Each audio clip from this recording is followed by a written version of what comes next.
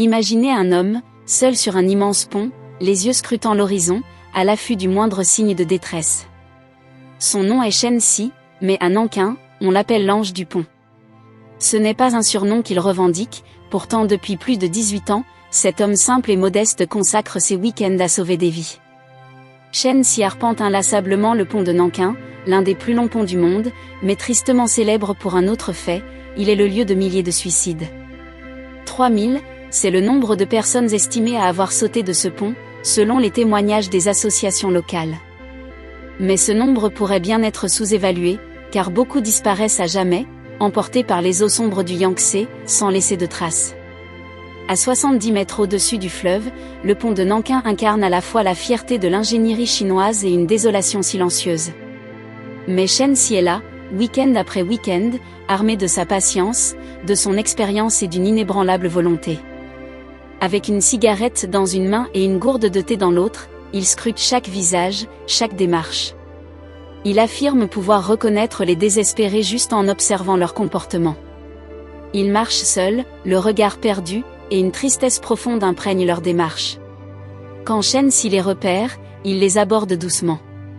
Il engage la conversation, leur parle de ses propres luttes et de ses propres difficultés. Parce que Chen Si est aussi passé par des moments sombres. Né dans une famille pauvre, il sait ce que c'est que de lutter. Je leur explique que moi aussi, je suis une personne ordinaire, et que même face aux difficultés, on peut s'en sortir. Un message simple mais qui, pour ceux qui sont au bord du gouffre, a la force d'une lumière dans l'obscurité. En 18 ans, Chen Si estime avoir sauvé 412 vies. Chaque sauvetage est unique, mais les histoires qu'il recueille forment un panorama des blessures profondes qui traversent la société chinoise. Des travailleurs migrants écrasés par les dettes, des hommes brisés par des pertes familiales, des femmes victimes de violences. Des âmes en perdition qui trouvent, le temps d'une rencontre, une main tendue.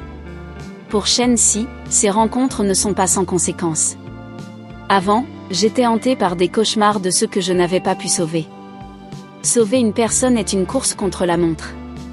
Le pont est long, il fait plus de 3 km, et parfois, même avec toute sa vigilance, il arrive trop tard. Ces moments le marquent profondément, mais il n'abandonne pas « je ne peux pas tous les sauver », dit-il, et quand je n'y arrive pas, je les laisse entre les mains des dieux. Le pont de Nankin a été inauguré en 1968, sous le régime maoïste, comme une prouesse technologique de la Chine moderne. C'était le plus long pont à 2 étages au monde, et une fierté nationale. Mais aujourd'hui, il porte un autre record, bien moins glorieux, celui du pont avec le plus de suicides au monde, surpassant même le célèbre Golden Gate Bridge de San Francisco. Pourtant, malgré la baisse du taux de suicide officiel en Chine, qui est passé à 5,29 pour 100 000 habitants en 2019, les statistiques ne racontent pas toute l'histoire. Des études montrent que le stress, les pressions économiques et sociales n'ont fait qu'augmenter avec les transformations rapides du pays. De nombreux Chinois peinent à s'adapter à une société en mutation, et l'accès aux soins psychologiques reste insuffisant. Pourtant, pour ceux qui se rendent sur ce pont, dans l'intention d'en finir, la présence de Chen Si est un dernier espoir. Un espoir que quelqu'un, quelque part, se soucie d'eux. Au fil des années, Chen Si a recruté des volontaires pour l'épauler dans cette mission. Certains sont des étudiants en psychologie, désireux d'apprendre de son expérience. Il leur transmet ses conseils, souvent issus d'une sagesse simple mais éprouvée. Il faut leur dire qu'il y a des gens qui ne peuvent pas vivre sans eux.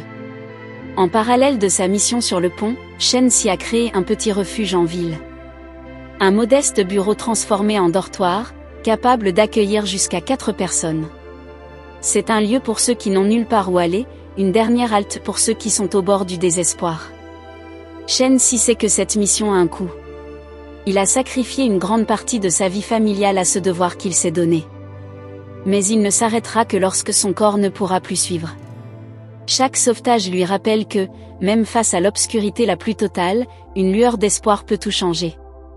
Chercher de l'aide n'est pas un aveu de faiblesse, affirme l'association Stop Suicide, qui encourage ceux qui sont en détresse à tendre la main, à parler de leur souffrance. Parce que même dans les moments les plus sombres, il existe des personnes, comme Chen Si, prêtes à écouter, à comprendre, et à aider. Et parfois, cette aide vient d'un homme ordinaire, qui, chaque week-end, monte sur son scooter et roule sur le pont de Nankin, guettant un regard, un souffle, un pas hésitant, pour intervenir juste à temps et sauver une vie.